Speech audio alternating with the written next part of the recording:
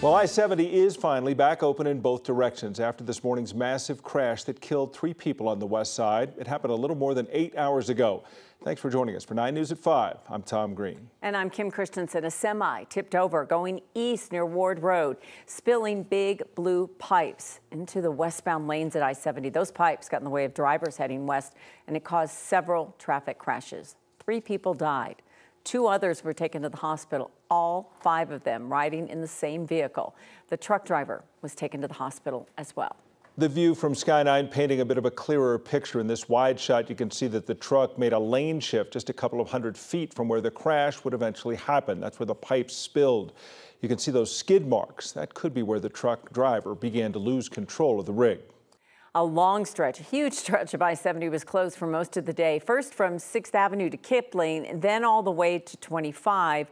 We talked to one woman who said she was stuck in the closure for nearly 6 hours. About the time that I passed Wadsworth and moved myself over into the right-hand lanes, it was 5 minutes to 9. And I have been in the right-hand lanes all of that time. That was Catherine. She finally got off the highway about 3 this afternoon. Here's a live look at I-70 right now. All the lanes reopened. That was just less than an hour ago. So it's been a long day to clean up such a serious accident. 9 News reporter Lauren Scafidi has been at the scene of the crash all day, and she joins us now with more. Kim, Tom, we've seen a lot change here in even just the last couple of minutes. For a long part of the day, you couldn't see anything, just some wheels up in the air from that semi-truck and no traffic, of course, going either direction. But now you can see that traffic is flowing pretty nicely in both directions. Kim, Tom, you guys outlined a lot of what we do know. But here are some answers that we're still working on right now. We don't know anything about the victims. Like you said, it was 5 people, 3 people who died, 2 people who went to the hospital. They were all in the same car, plus the driver of the semi-truck that went to the hospital. We can't tell you who they are, how old they are, anything. So we're working on that information. We're also working to figure out where the semi-truck was coming from, where the semi-truck was going, and what those big blue plastic pipes are used for. Those are all things that we're working on right now. So as soon as we get those updates, we will bring them to you, and we'll have live updates for you at 9 and 10 o'clock today. Live in Wheat Ridge, Lauren Scafidi, 9 News. All right, still a lot we don't know about this. Thank you, Lauren. Of course, I-70 and trucks have seen trouble before. 9 News Investigates is now taking a closer look at this company that the truck is registered to, Rail Transport. It calls itself one of the 100 largest trucking companies in the United States. It currently has a satisfactory safety rating from the Department of Transportation. But rail is not perfect. Data from the U.S. DOT shows the company has been involved in at least 3 other deadly crashes since the start of 2022. Democratic Governor Jared Polis has officially called lawmakers back to work for a special session. That session will begin a week from Monday. It is only focused on property tax relief. It's not that your property taxes are going to go up a lot if we don't come back. We can reduce them a little bit, that's good, but we can avoid risky and divisive fights that would defund our schools and provide a great existential risk to fire districts and counties. The risk Polis is talking about are 2 ballot issues that would cut property taxes. They could also limit funding for local governments and the state budget. If lawmakers pass more relief during the special session, the backers of those 2 ballot issues will withdraw them from the ballot.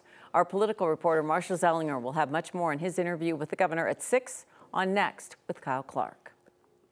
A judge ordered a $5 million bond, cash only, for an anti-violence advocate accused of murder. Families of the victim told the court they feared for their life if Lumumba Sayers was released from jail. 9 News crime and justice reporter Kelly Ranke was there at a hearing that was very emotional this morning, and at one point the defendant was escorted from the courtroom. Kelly? Yeah, Kim and Tom, this is probably the most contentious court appearance I've ever been to. On one side of the courtroom, you have supporters of a man who dedicated years of his life to combating gun violence, now accused of murder. And on the other side, there's a family grieving the loss of a father to 3 children. Emotions were divided between 2 sides of an Adams County courtroom, a room so full for both the victim and the defendant accused of murder. Some had to stand by the door or listen on phones in the hallway. Cameras weren't allowed inside. Everyone was waiting to see if a judge would reduce the bond for Lumumba Sayers Sr. The former MMA fighter has spent years of his life combating gun violence in Colorado. Thursday, he stood in front of a judge in a yellow jumpsuit, accused of premeditated murder. Prosecutors say on Saturday, Sayers got out of a car, walked up to Malcolm Watson, and shot him 5 times. Family says Watson was gunned down at his child's 5th birthday party. Watson's mother came outside the courtroom after she made an emotional plea to not lower Sayers' bond. Family and friends told the judge they feared for their life if he's released on bond. As Watson's mom yelled inside with anger, deputies needed to take Sayers to another room. Police believe the shooting may have been in retaliation. Court documents claim Sayers' son was murdered a year ago by Watson's friend. Prosecutors say Watson didn't have any involvement in Sayers' son's death. Watson's sister called Sayers, quote, a man with a vengeance who doesn't deserve to be a part of the community.